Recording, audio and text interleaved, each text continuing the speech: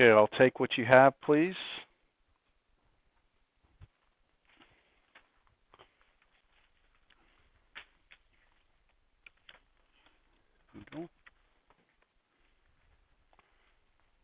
Okay. Anybody else? Thank you.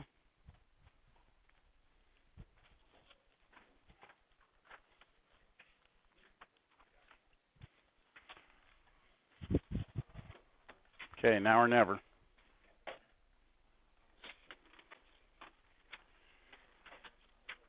All right.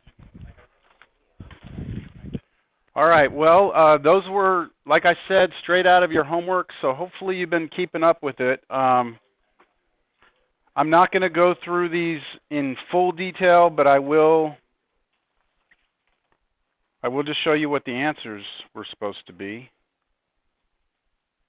So the first one, there's your region and your double integral right here. Get that damn keyboard out of the way. So that's the first one. On the second one, you use the limits of integration to figure out what the region is. Then you switch it to a type 2 region, because if you're going to switch the order of integration, dx has got to go before dy. So that means your functions have to be functions of y instead of x. So you solve for x on that square root, y equals square root x. You solve for x, you square both sides, and that allows you to switch the order of integration. So those two problems directly out of your homework. The last one was very similar to a problem. The only thing I changed is in the homework that 16 was a 4. So you had two paraboloids, and you know what? I take it back. The second problem was similar to a homework problem. It wasn't a homework problem, but it was similar to it. This one was exactly except for the 16. So you first have to figure out where these two paraboloids hit each other. They hit each other in a circle. You can get that by setting them equal to each other. Once you set them equal to each other, you know that the region of integration is circle radius 2. And then you change over to polar. And if you did do this problem, did you remember the R? What's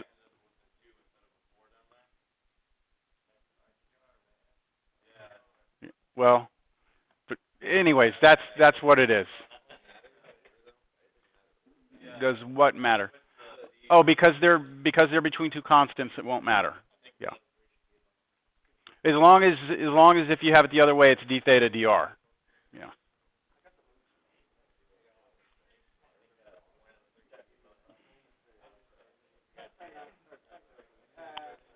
I'll take a look at what y'all have.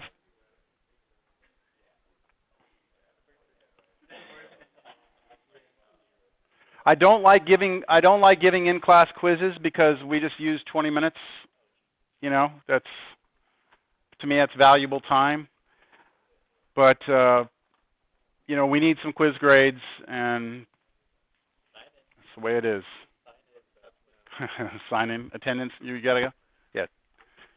Okay, we're gonna start 12.6 today. So we are on schedule to start 12.6 today. We're gonna talk about triple integrals, which is what we talked about last time. But now we're gonna go to this new coordinate system. So do you remember when we did polar? Do you remember polar? The idea of polar was this. In two-dimensional space, the xy plane, every point within the xy plane can be found by going out a certain x and up a certain y, right? But we also said you could instead turn by some angle theta and then walk out some radius, right? In this example right here that I have up on the board, just ignore the z for right now, okay? We have a theta, and then that black line segment should have an r on it, right? So that was polar. And what we said is that there was a relationship. The x was r cosine theta, the y was r sine theta, and x squared plus y squared equals r squared. Those three equations, actually with that fourth one, the tangent, right, our tangent of y over x was equal to theta.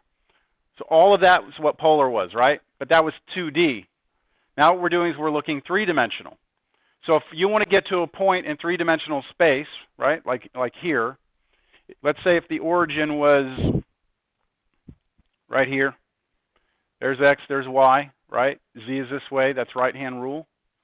So I could get to the projector by going, well, I could get to the vent up there, right? By going out a certain x, perpendicular, a certain y, and then straight up z, right?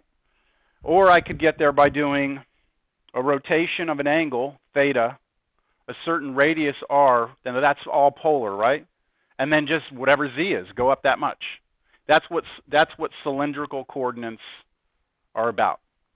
It's your x is polar, your y is polar, but your z is just z, just up or down. Yeah, so there's not a whole lot. Now, why do they call it cylindrical coordinates? Let me show you why. And pop that thing out of two-dimensional space and bring it into three-dimensional space. If you fix your r, okay, fix your radius, which I have here, that line segment, right? If I spin around my theta, what do I draw if I spin that theta around? What am I drawing there?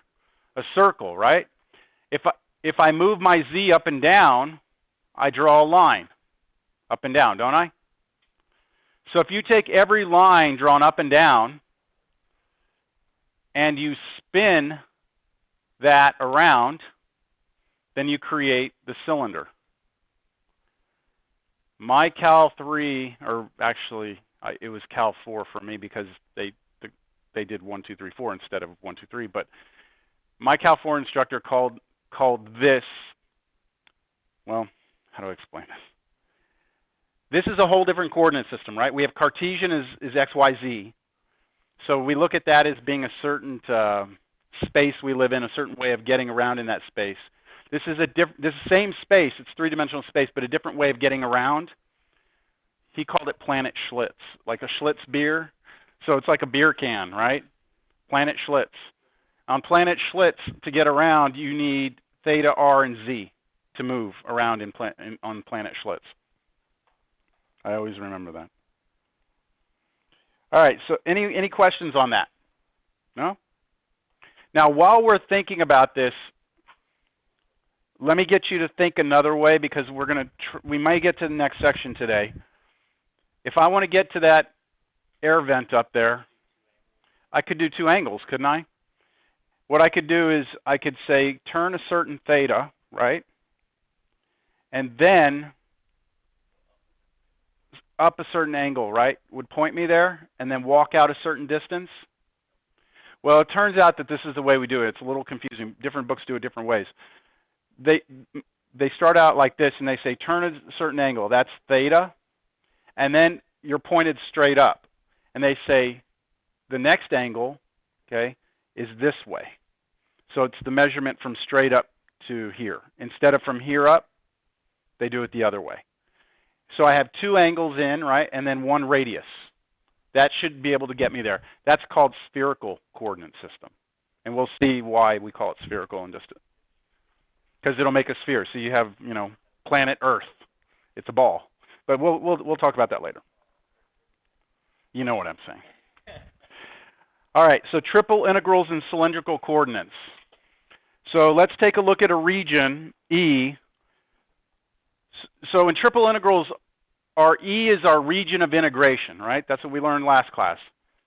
All we can visualize is what we're integrating over. The function we're integrating is in a fourth dimension, and we don't necessarily have to visualize that. So let's take a look at a region that when you cast its shadow down onto the plane, that shadow is not a type 1, it's not a type 2, it's not even a rectangle. It's actually the shadow is a polar region. So I take this solid here, I cast its shadow down onto the XY plane, and I realize that its shadow is a polar, two-dimensional polar region.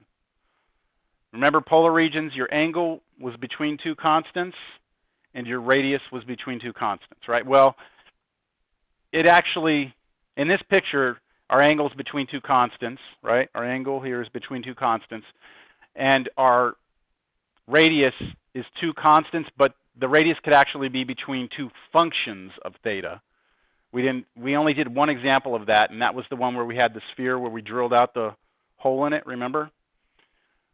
But if that shadow is polar, then we want to use cylindrical coordinates to do triple integrals.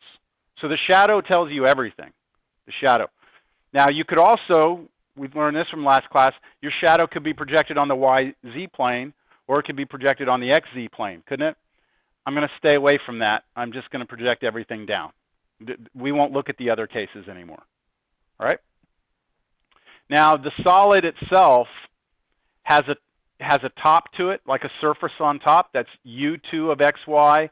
And then our surface on the bottom, which is down here, that black-looking thing, that's our U1 XY. So two surfaces that are confining a solid over some polar region.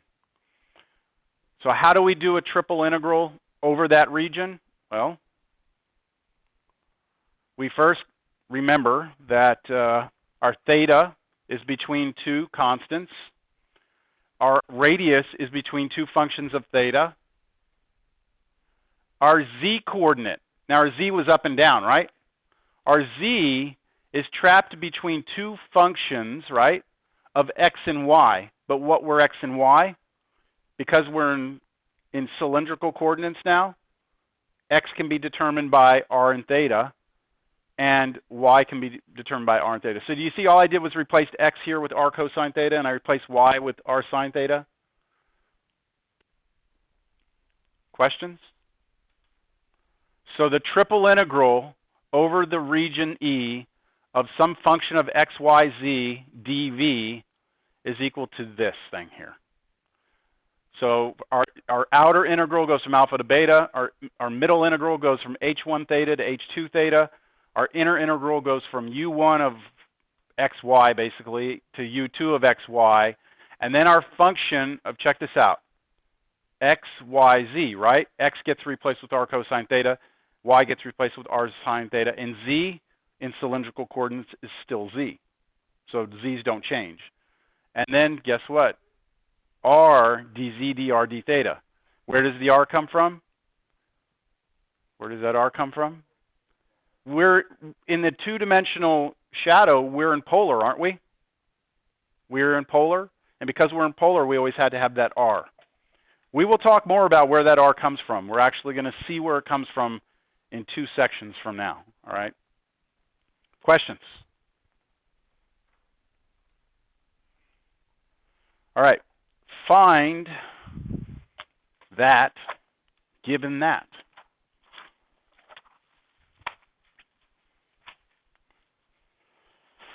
All right, I'm going to, oh no, oh, crap, this frickin' thing. I lost my pen. There's only one way to do this. Hold on a second. I have to pause.